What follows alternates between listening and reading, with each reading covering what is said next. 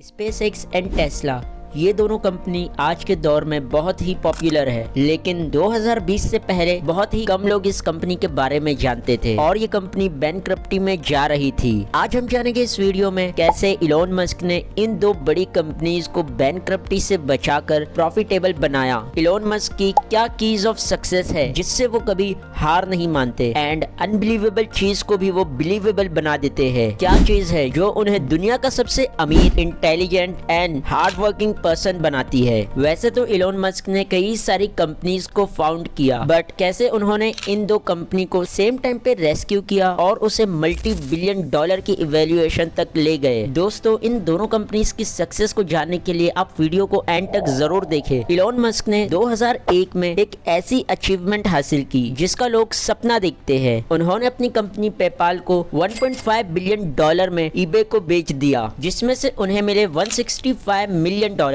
और इतने पैसों में हर कोई खुश हो जाता है और आगे कंफर्ट जोन में चला जाता है। बट इलोन मस्क उन लोगों में से नहीं थे। उनके लिए तो ये सिर्फ एक बिगिनिंग थी। वो पूरी दुनिया को चेंज करना चाहते थे, जिसमें उनका सबसे बड़ा सपना है इंसान को मार्स तक पहुंचाना और वहां कॉलोनी बनाना। और इस चीज में लोगों का इंटरेस्ट स्पेस एक्सप्लोरेशन में बढ़ाया, जिसके बाद होपफुली नासा ने भी अपना बजट एंड ध्यान इस चीज पे बढ़ाया। उनका ये आइडिया बहुत ही आउट इंडस्ट्री एम्बिशियस था, स्पेशली बिकॉज इलोन चाहते थे कि इस पे 200 मिलियन से ज्यादा स्पेंड ना हो। उस टाइम सिर्फ 500 पाउंड स्पेस ऑर्बिट में भेजने का कॉस्ट तकरीबन 30 मिलियन डॉलर तक था, जो कि उनकी एस्टिमेटेड वैल्यू का बहुत बड़ा हिस्सा था। लेकिन इलोन के पास प्लान था। वो रशिया गए, जहां उन्होंने ट्राई किया रिफर्बिश्ड इंटरकॉन्टिनेंटल बैलिस्टिक मिसाइल्स को खरीदने का, बट रशियन इंजीनियर्स वो मिसाइल 8 मिलियन डॉलर में देने के लिए राजी हुए, जो कि इलोन के बजट का 50% था।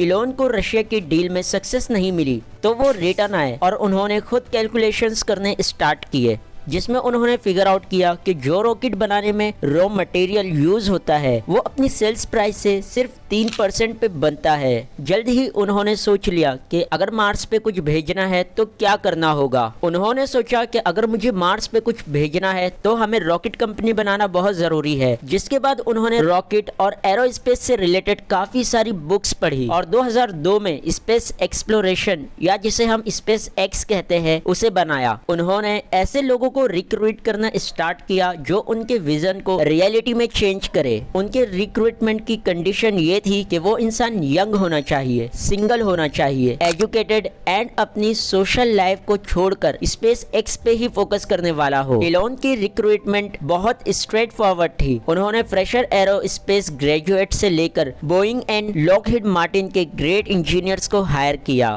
पहले तो लोगों को उनकी बातों पर भरोसा नहीं हुआ, बट एक साल बाद ही इलोन ने ब्राइटेस्ट इंजीनियर्स को अमेरिका में असेंबल करना स्टार्ट कर दिया, जिन्होंने साथ मिलकर स्पेस एक्स की हर चीज बनाई, जिसमें इंजन से लेकर रॉकेट की बॉडी तक छोटी से छोटी डिटेल्स को अच्छे से डिजाइन किया। और कई केसेस में इंजीनियर्स ने बहुत ही strong and light weight components को बहुत ही कम प्राइस में बिल्ड किया। वो ऐसे कॉम्पोनेंट्स थे जो मरीन इंजन के लिए बनाए गए थे। जो इलोन का फर्स्ट रॉकेट फैल्कॉन 1 था।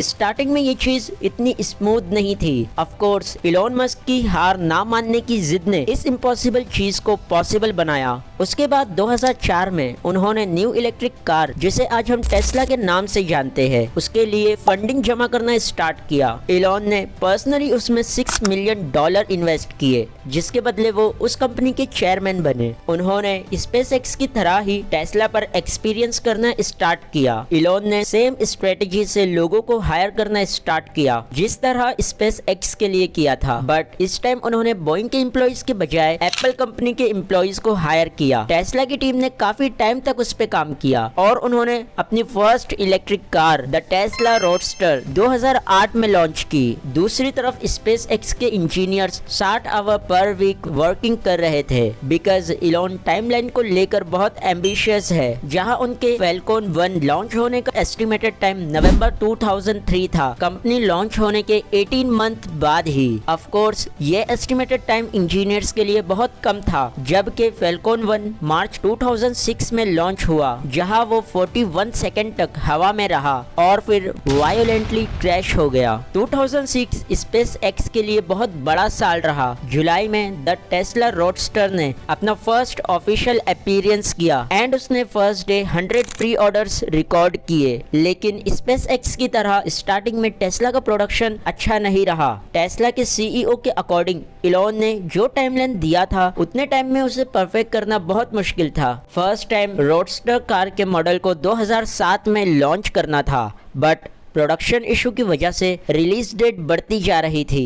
आखिर में मार्टिन की मिसमैनेजमेंट ने उन्हें इन दोनों कंपनी से आउट होने पे मजबूर कर दिया। अब दोनों कंपनीज की रिस्पॉन्सिबिलिटी इलॉन मस्क पे आ गई, जिससे इलॉन स्ट्रेस में आ गए। इलॉन ने बताया कि 2007 में फैल्कन 1 के सेकंड फेलियर होने के बाद टेस्ला को एबरहर्ड ने छोड़ दिया, जिससे इलॉन स्ट्रगल में आ गए एंड उस वजह से रोडस्टर का प्रोडक्शन 2008 से पहले तक सही तौर पे स्टार्ट नहीं हो पाया। इसके बाद चीजें और ज्यादा खराब होने लगी। अगस्त 2008 में इलॉन ने थर्ड फैल्कन 1 लॉन्च किया, जो ऑर्बिट से मैच नहीं हो पाया। उसके एक महीने बाद ही उनकी वाइफ ने भी डाइवोर्स अनाउंस कर दिया। अब अगर इस सिचुएशन में हम होते तो हम कब का हार मान चुके होते, बट इलॉन ने ऐसा नहीं किया। अब उनके पास फंड आना भी बंद हो गया। यहाँ तक के लेट अक्टूबर तक टेस्ला के पास सिर्फ $9 मिलियन ही थे। यहाँ तक के पूरी कंपनी को रन करने के लिए इलॉन को इंजीनियर्स की सैलरी देने में भी प्रॉब्लम होने लगी। उन्होंने ऑलरेडी टेस्ला पर $70 मिलियन और स्पेस एक्स पे $100 मिलियन स्पेंड किया था, जिसमें से अब बस कुछ ही मिलियन बचे थे। इलॉन मस्क को चूज करना था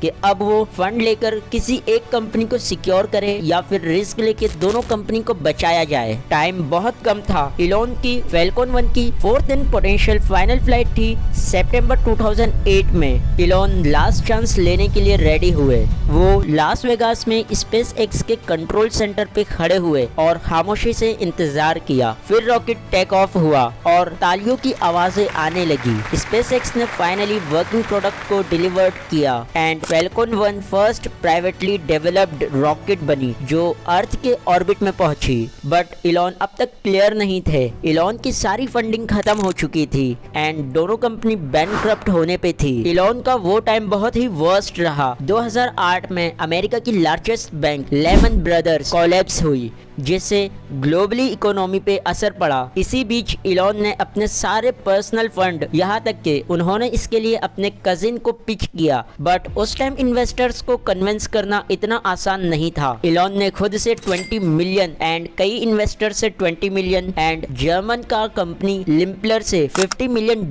जमा किए एंड 2008 के खत्म होने से पहले सिर्फ टेस्ला थी जो काम कर सकती थी। बट 23 दिसंबर 2008 को इलॉन को नासा से अनएक्सपेक्टेड कॉल आया, जहां नासा ने स्पेस एक्स को $1.6 बिलियन का कॉन्ट्रैक्ट दिया। तब जाके काफी इन्वेस्टर्स ने उनके ऊपर ट्रस्ट करना स्टार्ट किया और इस तरह बिना हार माने इलॉन मस्क ने इन दोनों कंपनीज को डूबने और बैंकक्रप्टी से बचा लिया। कई इंटरव्यूज में इलॉन मस्क ने बताया कि किस तरह उन्होंने दिसंबर के पेनफुल स्ट्रेसफुल डेज को झेला। सो इलॉन के रिगार्डलेस स्ट्रगल ने बताया कि किस तरह खुद पे भरोसा और aggressive hard working and smart working से इंसान कुछ भी हासिल कर सकता है। आज इन दोनों कंपनीज की वैल्यू $831 बिलियन है एंड इसके अलावा भी इलॉन मस्क के काफी सारे प्रोजेक्ट्स हैं जो आगे बढ़ते दिखाई दे रहे हैं, फिर चाहे उनकी बोरिंग कंपनी हो या फिर हाइपरलूप्स हो। दोस्तों, आपको ये वीडियो कैसा लगा आप हमें कमेंट करके जरूर बताएं एंड थैंक्स फॉर वॉचिंग।